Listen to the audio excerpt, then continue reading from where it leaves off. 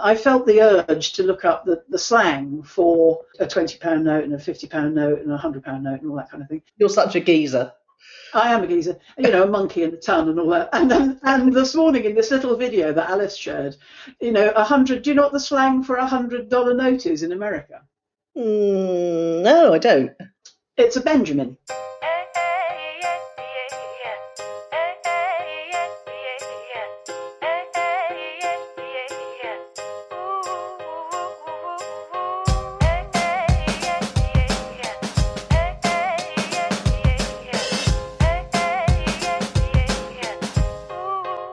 Welcome to Own It, Your Business and Your Life, with Nicola Cairncross and Judith Morgan. In this podcast, we're going to cover everything you need to embrace to become a successful entrepreneur, marketing, money, and much, much more. How to create a business doing just what you love. How to own it, your business and your life. This one will be fast, funny, feisty, and very lively. So sit back and enjoy the show. A new day, gotta take it on my way, gotta take it on my way.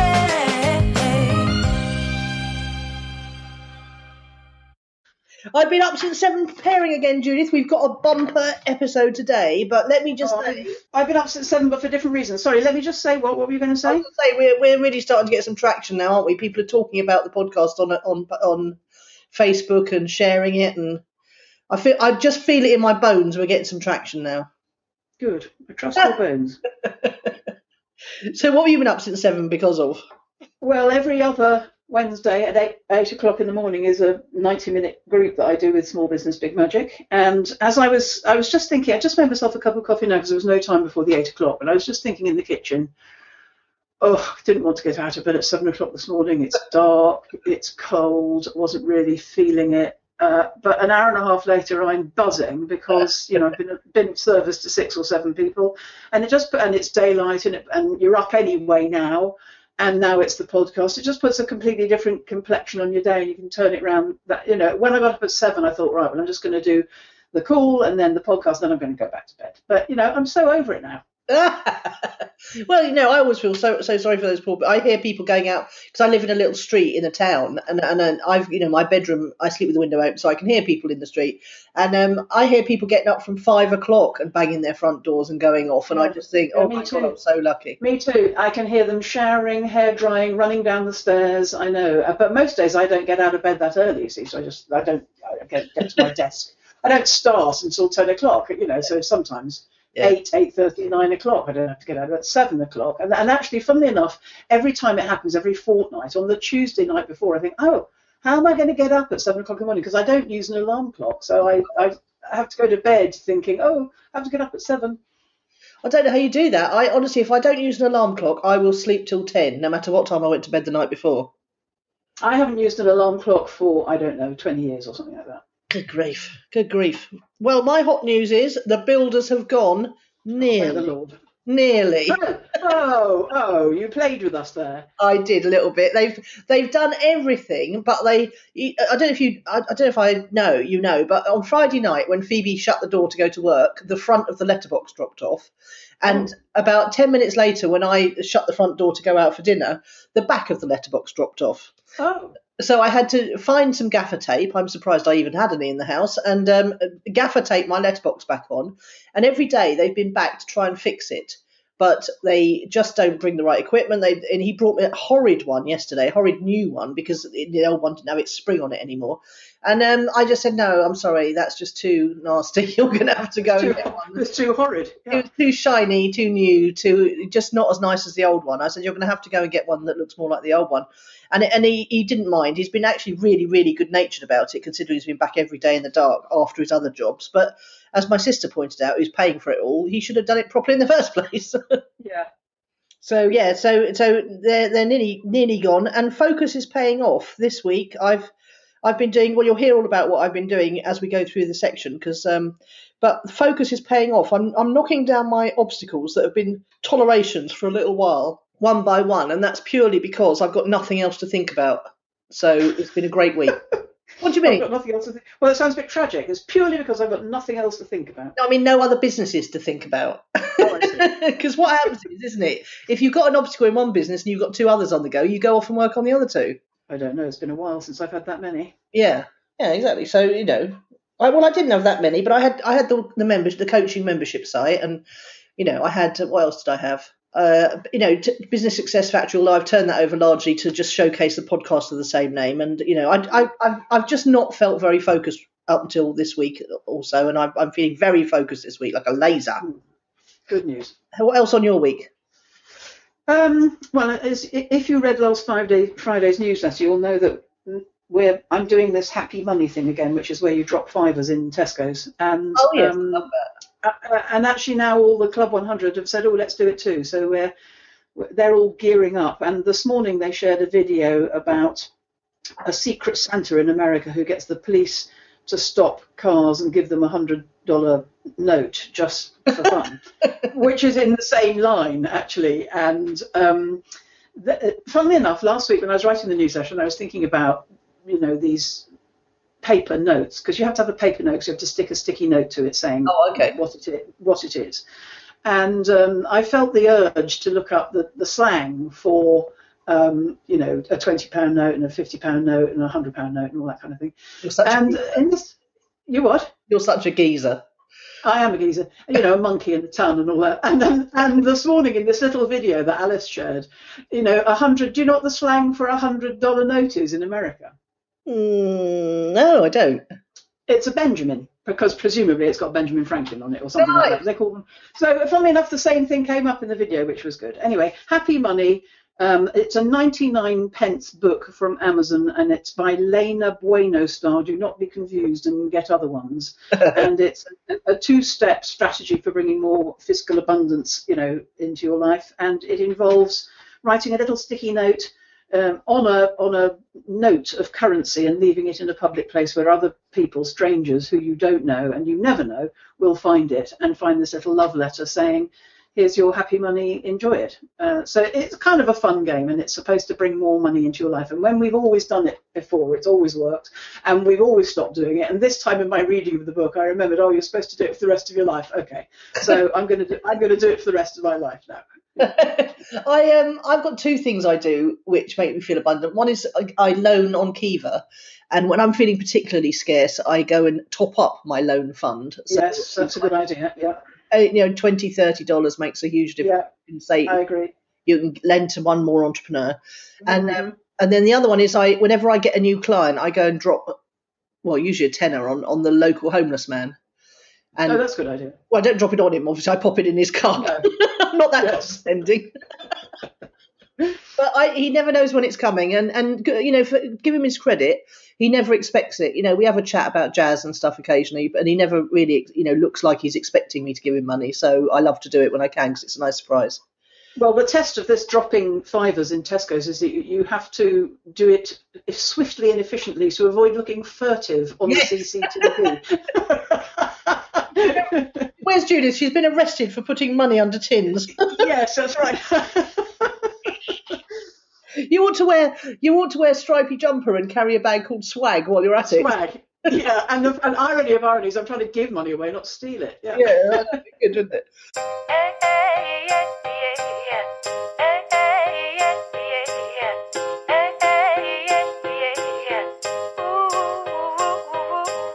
So what's fueled your fire this week? Well, you're going to tell us about Android podcasts. Yes. Well, that's not fueled your fire, though, is it? Have you got anything that's fueled? No, I'm keeping mine up my sleeve for a moment. Let's start with yours. All right. Well, this week the big news is that Google Play, which I had no idea what Google Play was, but apparently it's like an iTunes kind of platform on the Tinternet.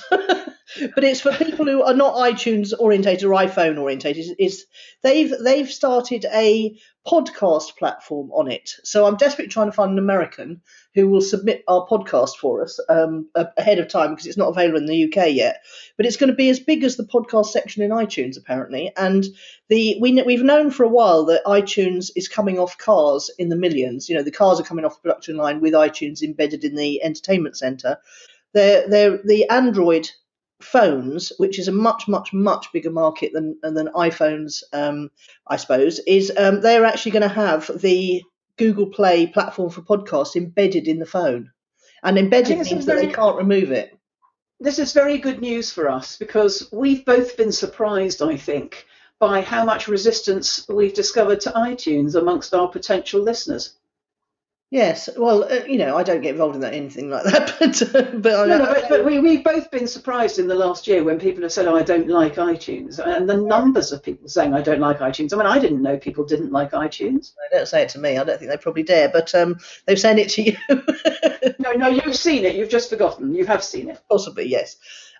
See, I tend to dwell on the positive. So, if someone's like that, I just think, oh, Neanderthal and move on. But apparently the Neanderthals are actually in the majority. So well, that's what you're telling us. And therefore, this is really good news for us because, we're going to get a lot more listeners. Oh, totally. And apparently, there's been some rumours going around that podcasting is flattening out in popularity. That's because the surveys they do say that the awareness of podcasts hasn't risen in America, in the American population in the last year or two.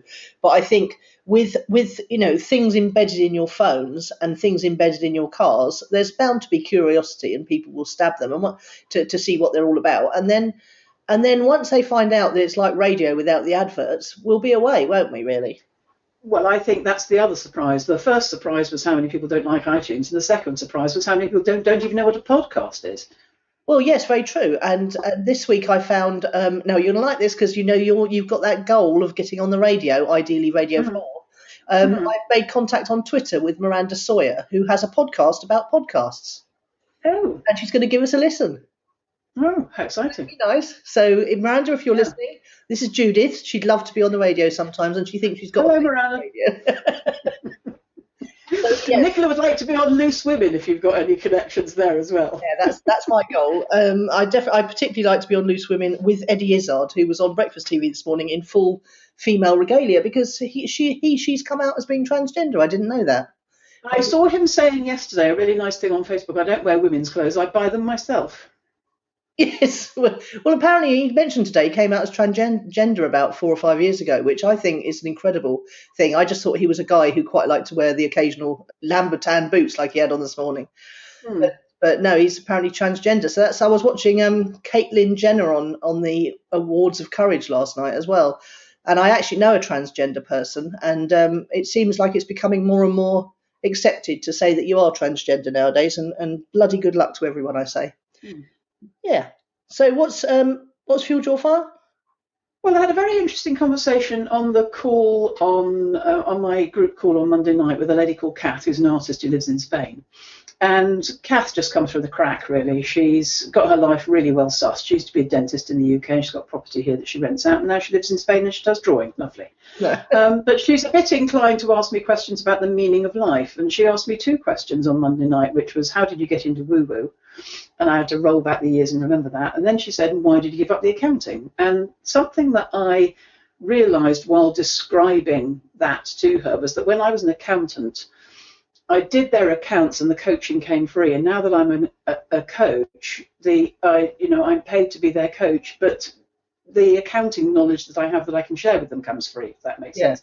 So I suddenly realised when talking to her that I completely swapped my position from A, which comes with B for free, to B, which comes with A for free. But that probably doesn't sound odd to you, but it was quite a nice realization to me. And it was, Kath and I just have these wonderful conversations about the meaning of life, and we even got down to talking about Ben Whishaw, who's a lovely actor. I'm going to tell you more about that later. But we don't really talk about business, Kath and I. We just chew the fat, which is great.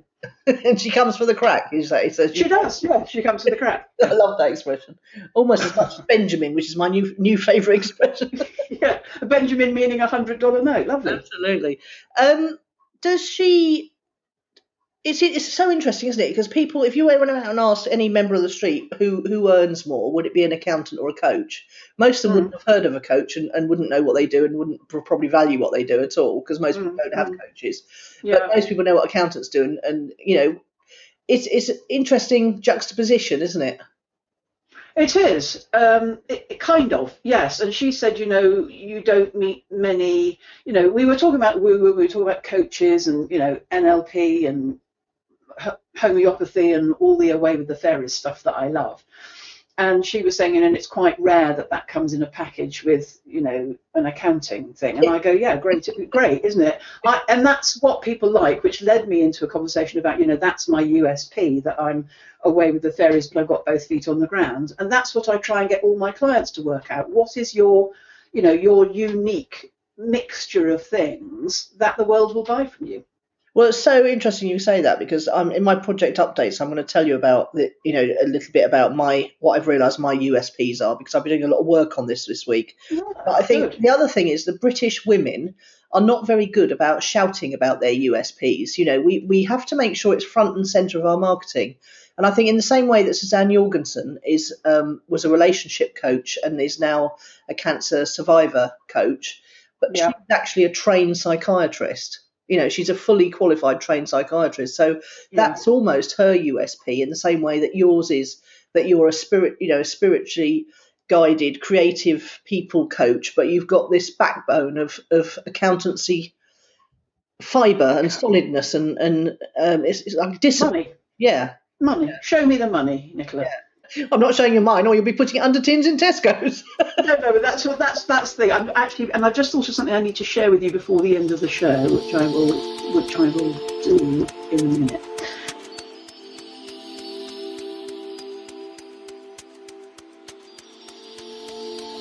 A word from our sponsors. This podcast is sponsored by clicksandleads.com. Clicksandleads.com believe in affordable traffic and leads for everyone. They'll set up your Facebook ad campaign, page likes, leads or remarketing, then they'll manage it for you. They'll even split test your ads and audiences to find the best performing ones. Game-changing marketing from clicksandleads.com.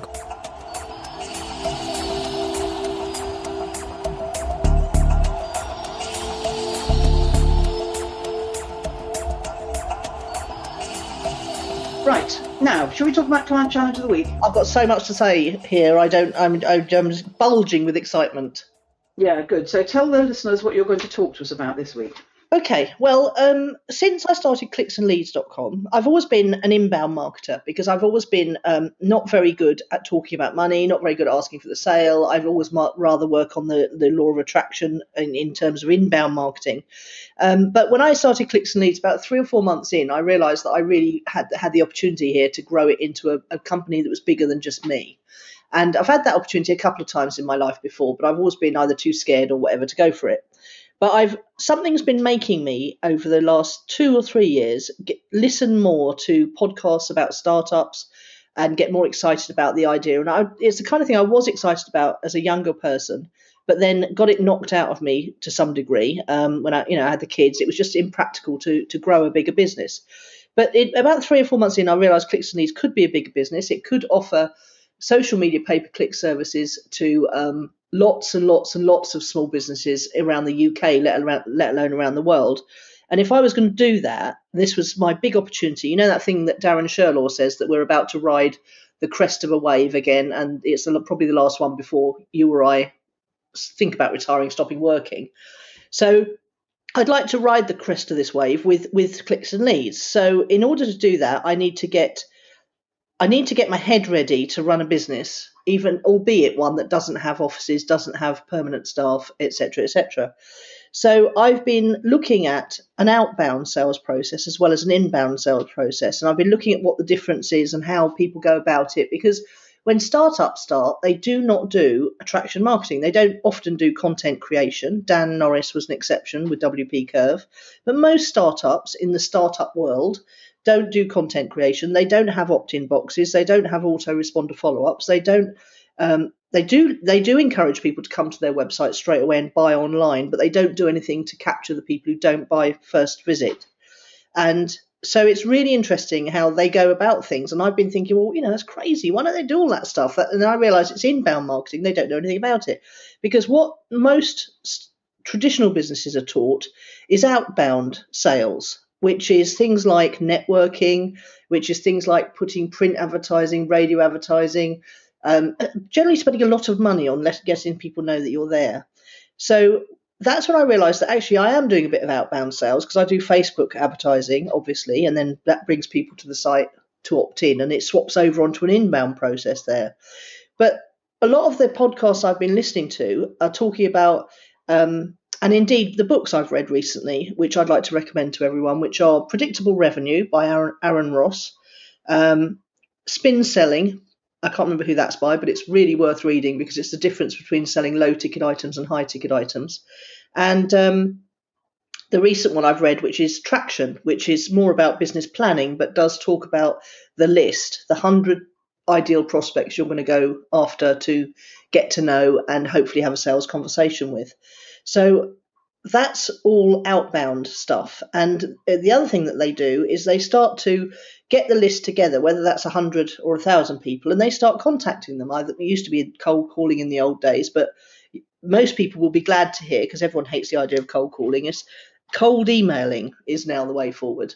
So you send a personal email to each person on your 100 list, and then you hope to have a conversation with them about your business, well, about their business first and their challenges and their problems, and you take it from there. And then you have a strategy session, and then you have a sales conversation, which is, that what happens in webinars is a sales conversation. It's just not a two-way thing. Now, I need to stop now because the postman has discovered that I've gaffer taped up the letterbox. Okay. And it's going to get rather noisy, I think, as he pushes things through. Can you press pause? Yes, I will. Yes. No, he's gone away. I think he's given up. So what are your thoughts about all of this so far, Judith?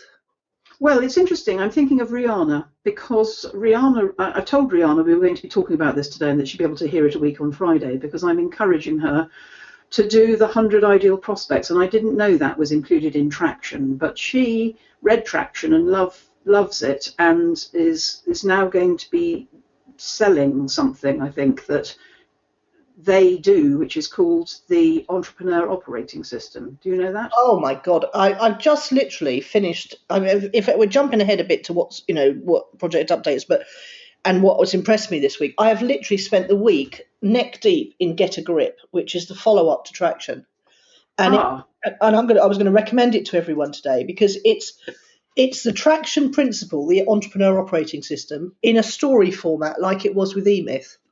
In fact, Get a Grip is like eMyth for grown-ups.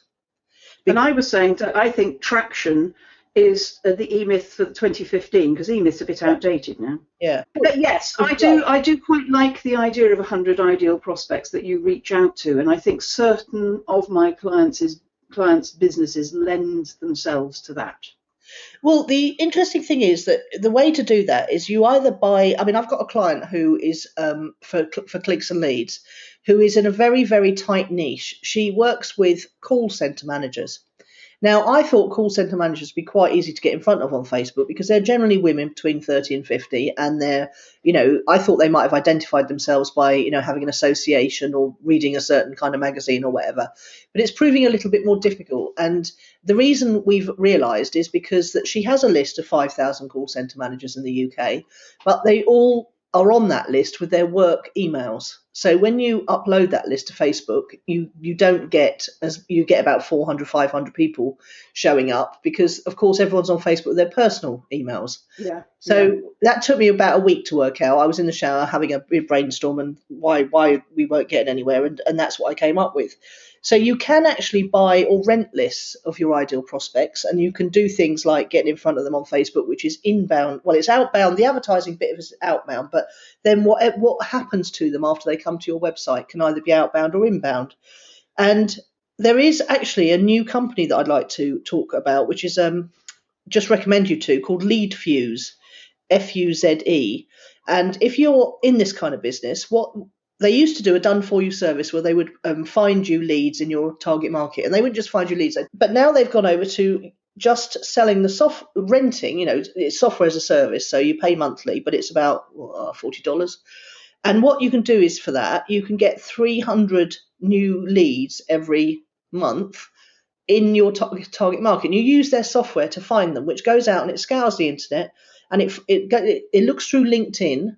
Now, you could argue that you could do this manually. And in fact, I have paid people on Elance, now called Upwork, to research and find me, people who are in Worthing Chamber of Commerce, Chichester Chamber of Commerce, Brighton Chamber of Commerce, and compile a database like that. But LeadFuse enables you to do it yourself, largely using Google Boolean searches. Do you know what a Boolean search is? Certainly not. No, I didn't know it until this week either. It's a combination of search terms put in a certain way, like brackets and plus, and it's a logic-based search string which goes and finds people on LinkedIn or that have websites that answer the certain job description. For example, financial director, manager, CEO, founder. You can specify who you want, and then it goes out and it finds these people and it brings them back to you in a search. But what LeadFuse does is enable you to do that search, and then turn it into a CSV file, which you can then use to mail merge, and either mail merge through your Outlook or your Gmail, and contact 100 to 500 of these people every day at a time with what looks like a personal email. So this is what's called cold emailing, and it's not very cold because you know who these people are and you know what their problems are, and you're going to offer them something in that email that might bring them to your website.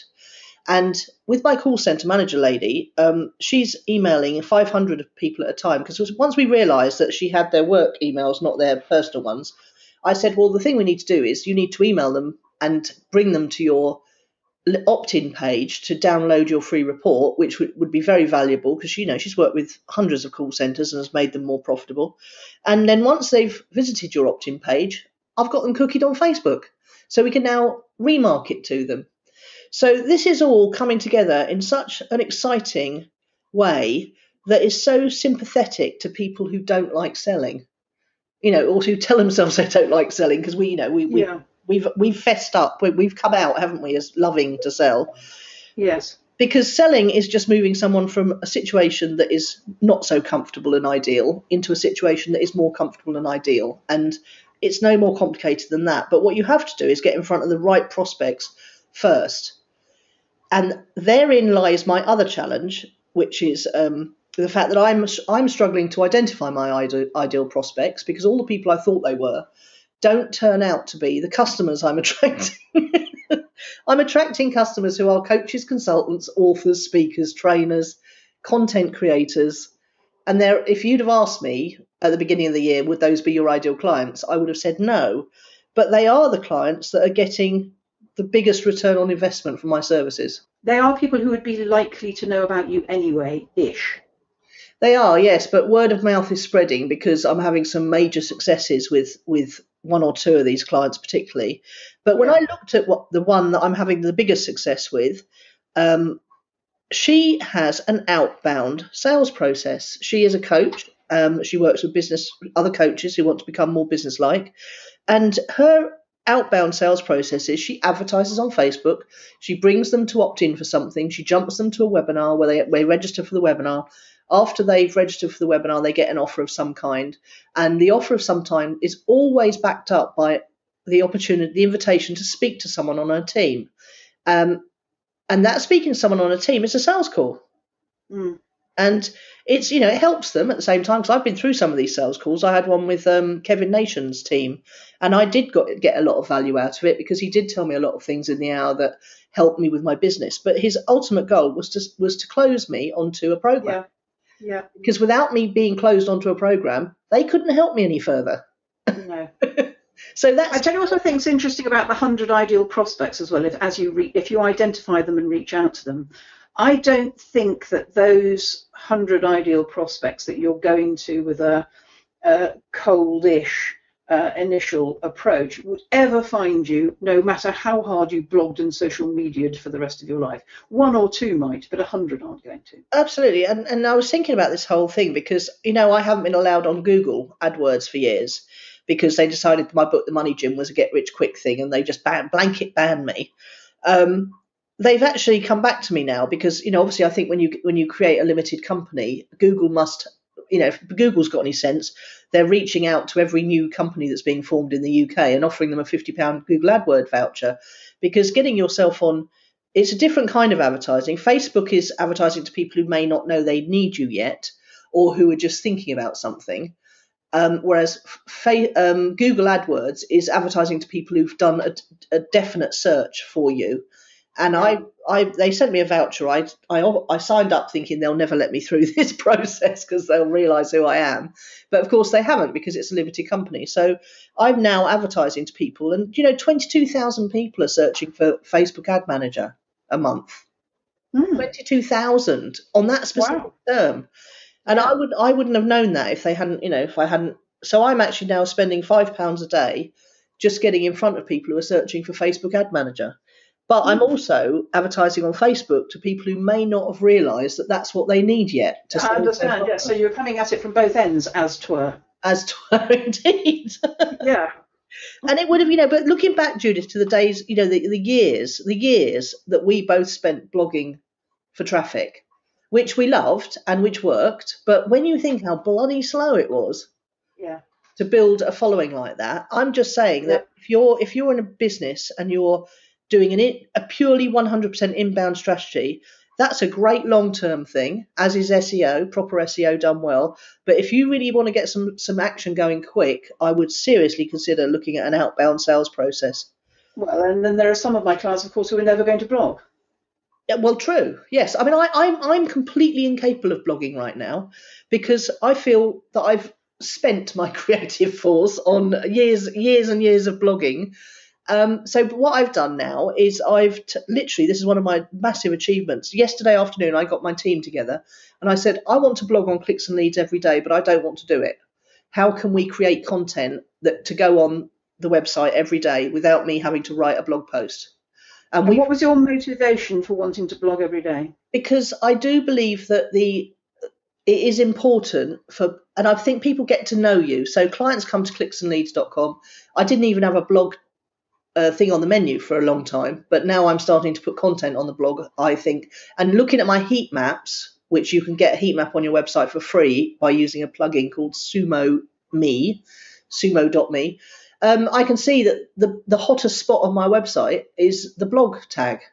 And interesting. So yeah, I think you probably get exactly the same results, Judith. People, they want to know. We always knew the About page was the most visited on any website, but now it's the About page and the blog. People want to know who you are before they'll commit to signing up for even a strategy session with you.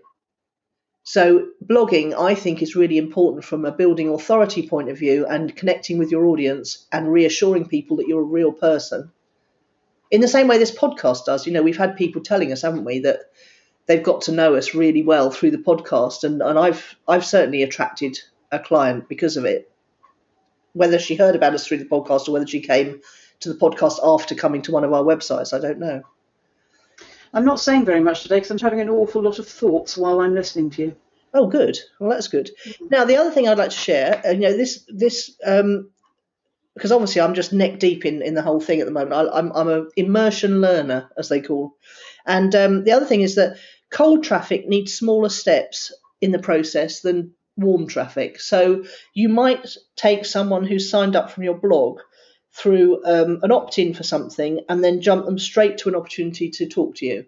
Whereas if you're doing that with cold traffic, it's unlikely to work as well. Your conversion percentages will be lower if people have come from Google AdWords or Facebook. You could give them something for free, but then I would definitely give them 2 or 3 more free things before you offer them the chance to talk to you. Yeah, so it's like dating. Very much so, yes. Yes. Don't go in for the kill too soon. Yes, I'd rather just stop, not muck about, and get straight stuck in. But tell you the other thing that was putting me off straight away about this whole 100 list or seeking my ideal prospects, apart from the fact I haven't actually identified who they are yet. The thing that was putting me off, I was feeling overwhelmed by it. I was feeling, okay, so I can outsource it and then they'll give me a database and then I have to sit and email them one at a time. And I was just feeling completely overwhelmed by it. But where I've managed to get out from under that overwhelm is by thinking to myself, okay, well, I can use Lead Fuse to generate 300 prospects a month, and I can try different prospects. I can actually pay more to get more prospects, by the way. But I can then give my VA the job of contacting 100 at a time every day. And because that was the thing that was psychologically stopping me doing it, because it felt boring. It felt I just thought, but it's got to get done.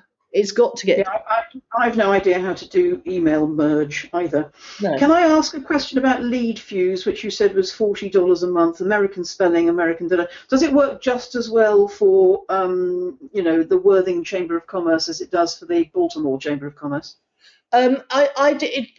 It's using LinkedIn predominantly. It's scraping people from LinkedIn and all their details, apart from their own websites on the web.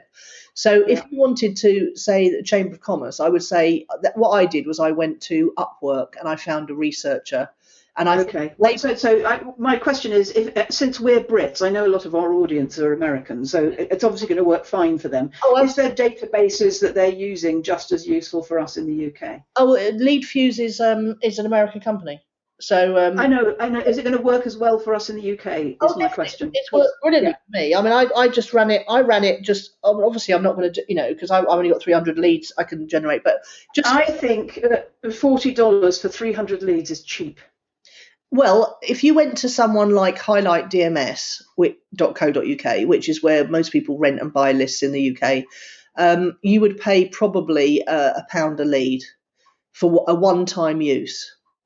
But what you're doing by creating your own databases is they're exclusive to you, and they're not getting fired at by every Tom, Dick, or Harry. But you are also it's cheap. You get the chance to use them over and over again. Yeah, it's cheap. It is.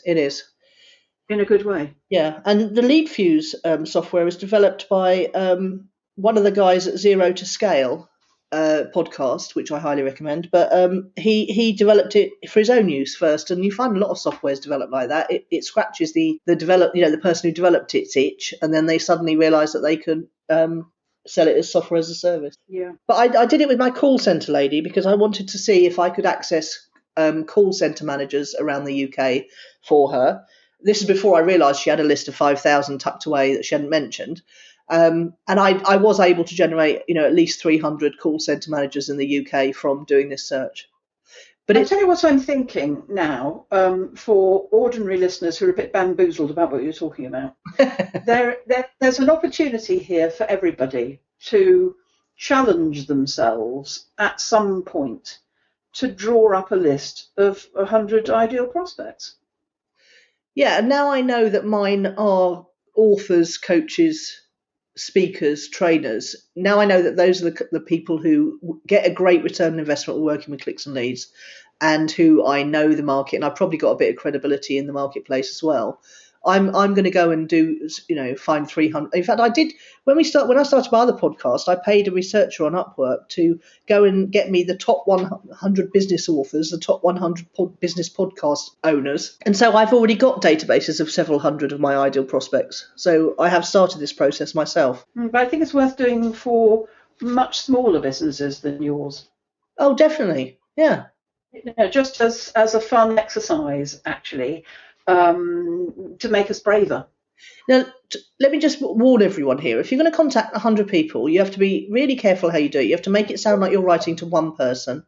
You have to put a note at the bottom that they can unsubscribe from any further correspondence with you by just hitting reply and saying goodbye or stop. And if you're emailing anybody who's in America, you have to have a physical address at the bottom of the email. Okay. That's the 3 provisos. We could. I'm just thinking for small businesses for whom are feeling terror at the prospect of this. 100 ideal prospects is 2 people a week throughout 2016. Yeah, that's a lovely way to break it down. Totally. If you just contacted 2 people a week, and you don't even need to use there is an app, by the way, that enables you to use Gmail for mail merge, and it will let you do 100 people a day, and it's called Just another mail merge app, I think it's called. The actual plugin's called that, and it will enable you to mail from Gmail personally, put in the first names in and everything, and it works with Google Docs. You have your database on a Google Doc, and it hooks up with Google Docs, and it will mail, and it will put in a column in your spreadsheet that says it's mailed to that person on that date. And if anyone comes back to you and says, "Take me," don't contact me again. And let me just warn you, you will get 2 or 3 out of every 100 that say don't contact me again. And sometimes they're a bit ruder about it as well. You just take them off your spreadsheet. delete them from your spreadsheet, and then they can never get. Every day I receive, I don't know, it's anywhere between 1 and 5 emails like this. And what you've told me today is making me realise why that's escalating, because now there's stuff out there that makes it easy for people to do. And I delete all of them. I never reply to any of them. But I don't complain. I just know that it's fine for them to do that, if that makes sense. Yeah. Now, the other thing to watch about this is, if someone like you didn't not complain but hit the spam button, your domain name might get some sort of feedback. But if you're doing 2 a week or 5 a week or 10 a week, you are not going to get. And the trick is in the content of the email. Talk to someone as if they're one person. Get straight to the point. Do not make it a great long sales email, which I'm rather prone to do. Just really say, as someone, bloody blah. I know you might have this kind of problem. I've written a report. Here's a video, whatever. You might enjoy it, and then keep it really short and sweet. The goal. And here's a thought. I don't use Gmail, but I do have 2 Gmail email addresses which are not connected to my domain name. So if I were doing 2 a week, I could do it like that if I wanted to.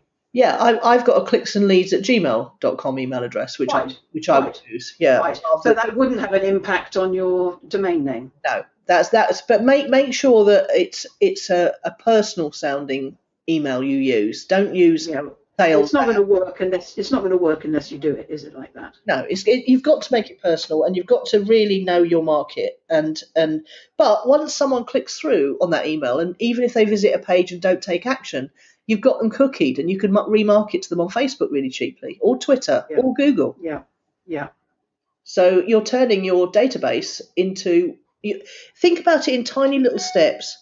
Each step that someone takes brings them closer to potentially becoming a customer.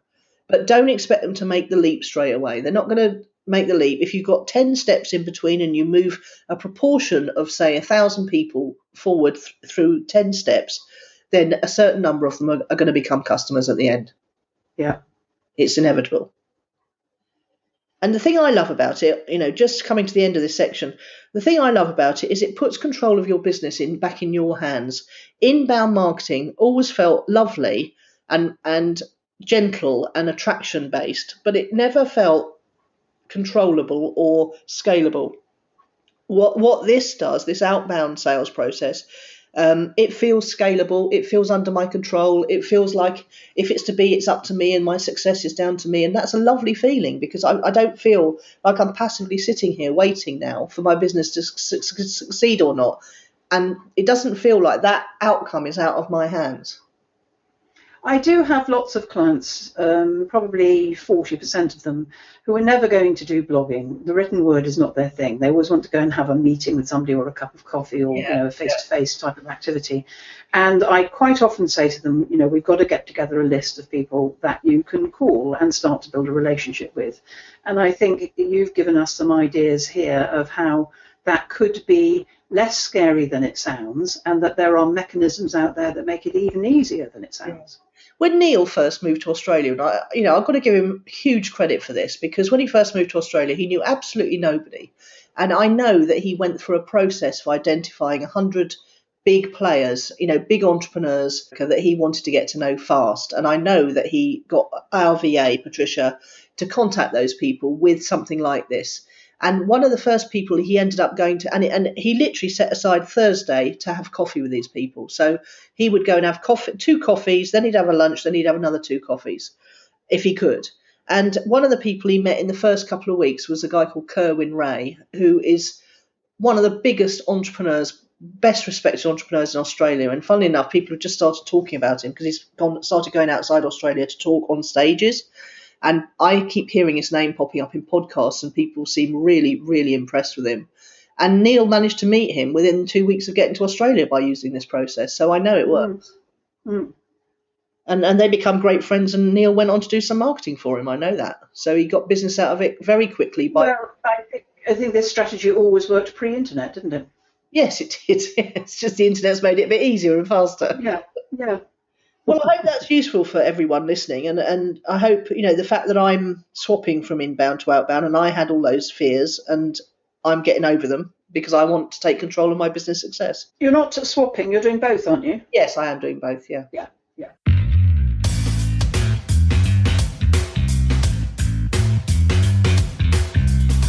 So what's your word of the week then?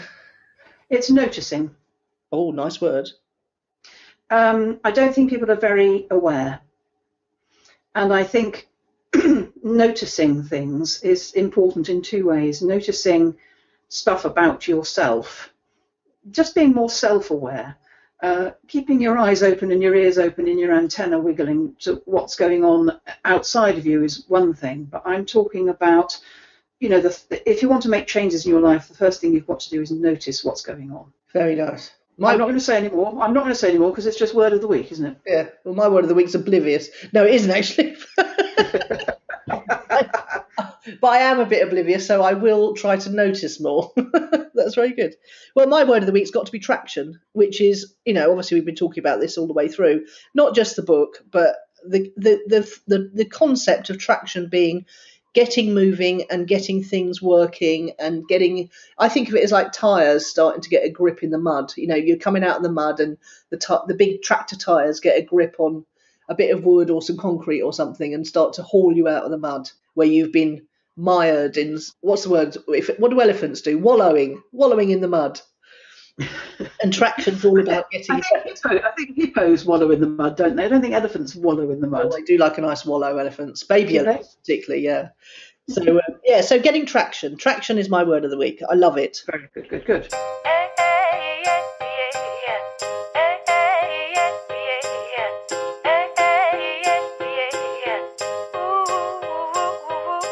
Okay, so project updates, Judith.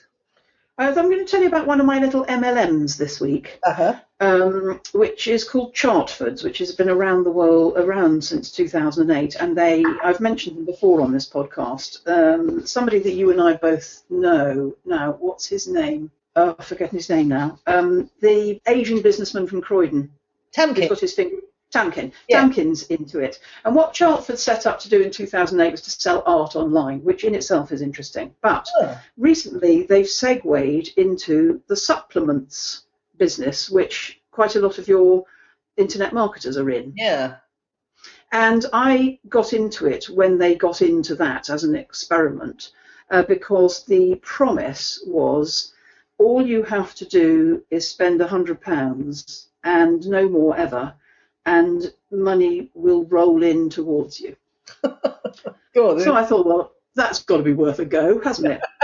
Now, £100 I had to spend on supplements, and I'm not really much of a one for supplements. So I had to buy things that are still sitting on the shelf that I haven't used. So you're leaning back looking at them, aren't you? I can tell. Yes, I am. And one of them, I am consuming one of them, which is a sort of a coronary care product, which I've mentioned before on the podcast, which includes some essential ingredient that won a Nobel Prize, but I've forgotten what it's called right at this red hot second. And another product was weight management, which I gave away to a friend to test. But if anybody wants the two on my shelves, just let me know. They're about your digestive system. But something's coming soon that I know I'll like, which is about joints. Anyway, the actual products, by the by, I'm testing this. If I pay in £100, how soon will it come back to me? It hasn't been quick, but I will tell you that there is $204 waiting to come to me and a further $652.80. What does that add up to? $650, $750, $850 due back to me already from what they call their alpha points. And my alpha points have completed, which means that I'm given 2 free omega points. So I'm already on to the next level. And omega points, when they complete, are worth $1,350 each to me. So I've got 1350 times 2. Slap of a calculator. There's, hang on, let's see, 1350 times 2 plus, what did I say, 850. From my original £100, half of which is sitting on my shelf, there's $3,500 in the pipeline for me. I'm confused. I thought MLMs were all about bringing in people underneath you to also sell the products or recruit. Well, I brought in one person underneath me here, but I like to test these before I do it. So the point is, once I've proved this is working, I'll bring in people. But how did you earn these? Oh, by buying the product. Okay, so the product that I bought, I had to spend £100 on product, one of which I gave away, two of which are sitting on the shelves, and one of which I'm consuming. But the product that I'm consuming is efficacious enough for me to buy it again. And the product that's in the pipeline about joints, if it works, is something I would buy again. Now, Okay. But the promise here is not that I have to keep buying, but that the products are sufficiently good that enough people will buy them that the points accrue to you. I don't know how to describe it really, because I haven't paid that much attention to the detail. I was looking at the promise, which is pay £100, you never need to pay anything more, money will roll to you. And I just wanted to point out that money is rolling to me. So that seems quite a good early sign.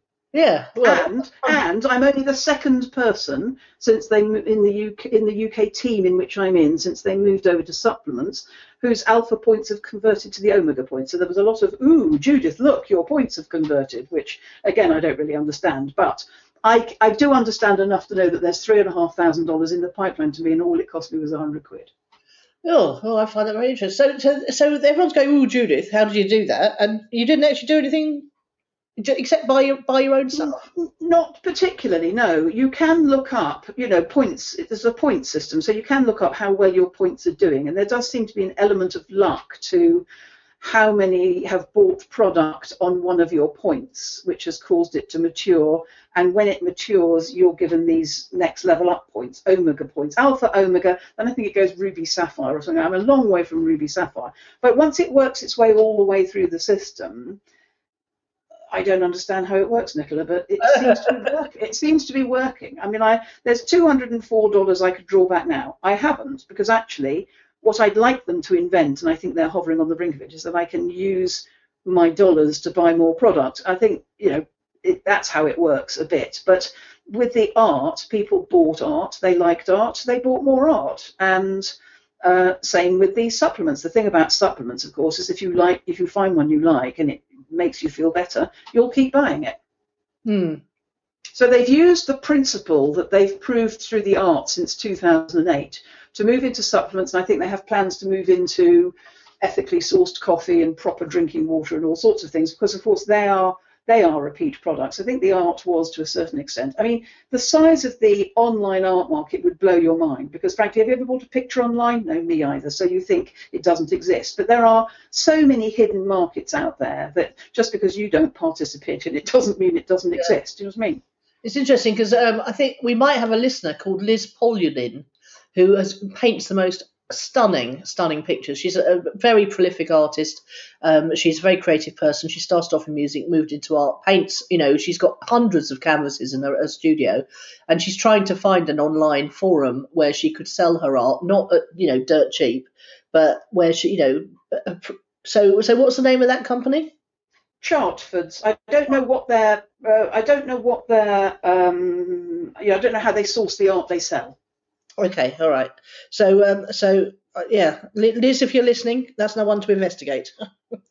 So project updates. My project updates. Right, we're going to talk about dick swinging, which is a rather colloquial way of describing shouting about your achievements. Yes. It started this week with Minesh saying, "Have you come across Nicholas Kuzmich?" Kuzmich, yes, Kusmich, who is an American, and he's very young and he's very brash, and he does Facebook ads and he shouts his head off about his clients' return on investments from working with him. But what Minesh pointed out was that I was being far too quiet about my achievements for clients.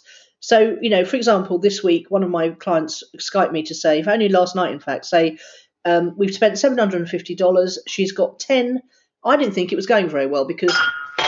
Sorry. You're right. I knocked over my coffee cup. Fortunately, I drunk it. That's good.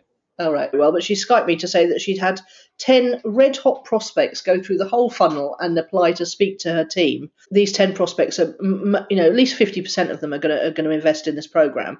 And we'd previously done a 2-weekend promotion where we turned $3,000, which included my fees actually. So the ad spend was about half of that, into another $70,000. Minesh was just pointing out that, I don't talk about that stuff, and I don't talk about it enough. So that's, I'm trying to become more. I don't really want to put it on my site because you don't really want to put clients' financial details on your website. But she has given me permission to talk about, Well, you did it anonymously on Facebook. I don't see why it can't go anonymously on. Yeah, I felt a bit uneasy just even doing that, but I didn't mention who it was, so that was fine.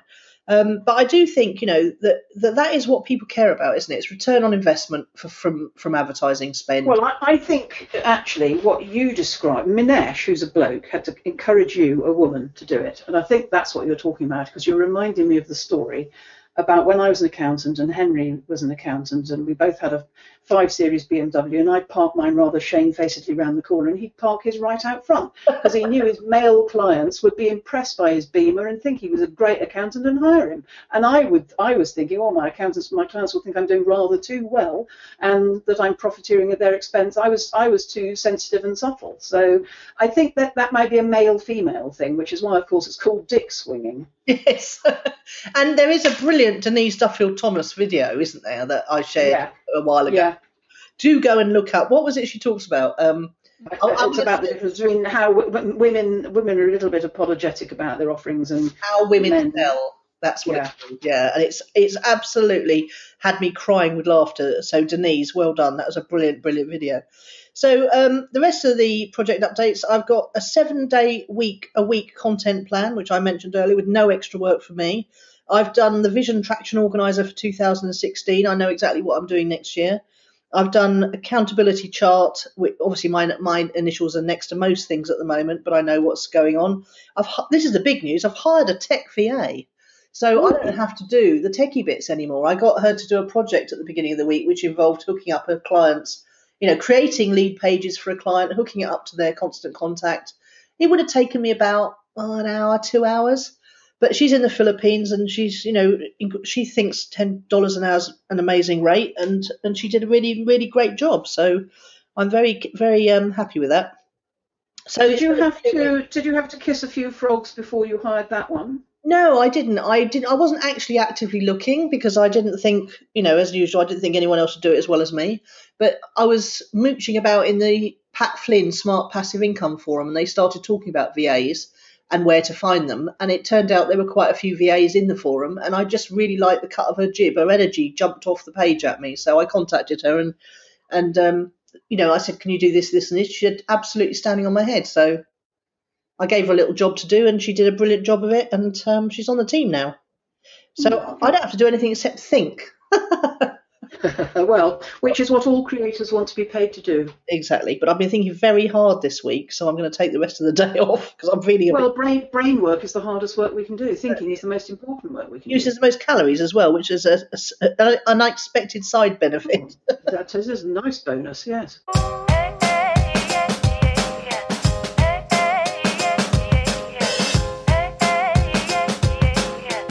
What's impressed then? Well, completely off topic. I was impressed by a sentence that I read in a Guardian review by Lucy Mangan of a programme that I'm watching on BBC called London Spy. Have you seen London Spy? I love London Spy. Ben Whishaw, the central actor, you will have noticed, is also Q these days in James Bond. That's correct, yeah. The man who can best rock a cardigan, I think it must be said. And that hair, and he doesn't wear his cardigans in London Spy, which is both a thriller and a love story, and the love story is lovely, and the thrillery bit is quite dark and scary, I think. We don't know yet anyway, I realised I didn't know very much about Ben Whishaw, so I went to Google about him, and he came up. I discovered, well, first of all, the part of this, who or what's impressed, he impressed me first of all because he put forward the argument that actors who keep their private lives private do a better job of persuading us to suspend disbelief when we're watching them, because we don't know anything about who they're married to, how many children they've got, and whether or not they've shagged the nanny.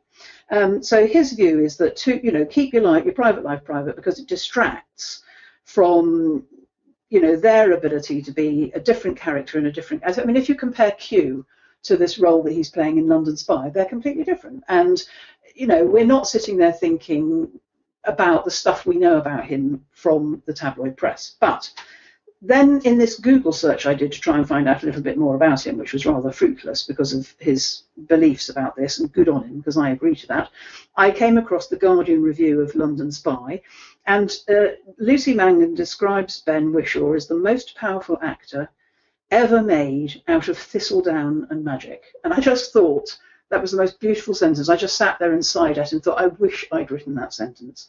And to get that quality of wordsmithing into a telly review is quite an achievement. So I'm impressed by Lucy Mangan of The Guardian. We do love a nice writer, don't we? We do. And when you come across a phrase that just is so perfect like that, you just... Well, if you think of him in London Spy, the most powerful actor ever made out of thistledown and magic, that when you're watching him, you know, when the camera lovingly spends hours on a person and you're watching them act just by the merest of facial expressions, you know, thistledown and magic, that's what it is. That's what the whole thing, that's why I love cinema and all of that, is just because it's just made of nothingness. Yeah, and he is. You can see it's a bit like the actress who did Dr. Foster. You can actually just see, you can follow the plot by watching their face because they're thinking the things, and their faces are so almost transparent. You can almost see the emotions and the thought going across their faces. Yeah. Makes the hairs rise on the back of your neck because you're realising you're watching something terribly truthful. Yes, and it's a joy. London Spy is just brilliant. It's so intricate and interesting, and you've got no idea what's going to happen next. No, and it's quite grown up. It should come with a sort of health warning, I think. Yeah. There's been a lot of complaints to the BBC, but, you know, who cares? Now, tell me who or what's impressed you. Well, I'm afraid I've what's the word? I can't think of anything except a rather rude expression for this. I've given you everything I have to give too soon. Because the only thing that I've got written down here was get a grip, and I've already told you about that. So. Oh yes, but I'll put get a grip in this section. That's good. Yeah, because it's the story version of the book Traction, but it does expand on it. It's not just the same content, and it does give you a deeper understanding of how the tools in Traction are used, and it's think E-Myth but for grown-ups. Well, if Rihanna doesn't already know about that, she'll love that because Traction is the future. Listeners love it when they hear their names mentioned on the podcast. They, was it Irene said there's nothing that startles her quite so much as walking the dogs and suddenly hearing her name mentioned. So it's Rihanna's week this week. Oh, we must just very quickly say thank you to Irene. Irene has from buildabetterbusiness.com. She has sponsored us. She's our first sponsor ever, which is absolutely our first patron. Good for her. Well done, Irene. Thank you. Yeah, we really appreciate it. It's nice. It's like a little bit of validation for what we do every week. Thank you. Right, that's us done. All right, babe. Speak to you soon. Bye. Okay. See ya. You've been listening to Nicola Cairncross and Judith Morgan. The podcast is called Own It, Your Business and Your Life. Do come and visit us at ownitthepodcast.com. We'd love to hear your feedback. You can find out more about Judith and visit her on her website at judithmorgan.com, and you can find Nicola at nicolacairncross.com.